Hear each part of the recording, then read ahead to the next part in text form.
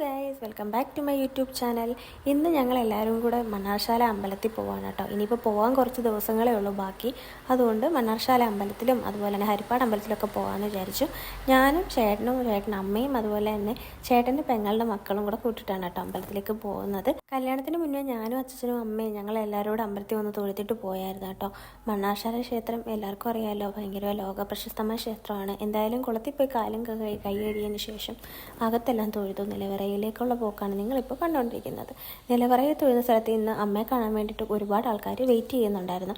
അതുപോലെ തന്നെ ഇവിടെ വന്നു കഴിയുമ്പോൾ ശരിക്കും ഒരു പോസിറ്റീവ് ഫീലാണ്. കാരണം നല്ല തണുപ്പും ഈ ഇത്രയും വലിയ വെയിലത്തും അവിടുത്തെ ആ ഒരു ആംബിയൻസ് എന്ന് പറയുന്നത് പറഞ്ഞറിയിക്കാൻ പറ്റത്തില്ല. നല്ല തണുപ്പായിരുന്നു കേട്ടോ. എന്തായാലും അവിടെ എല്ലാം തൊഴുത ശേഷം ഞാനും ചേട്ടനും കൂടെ നടന്നു വരികയാണ്. ഇനി നമ്മൾ അടുത്തായിട്ട് പോകാൻ പോകുന്നതെന്ന് പറയുന്നത് പാടിക്കാൻ വേണ്ടിയിട്ടാണ്.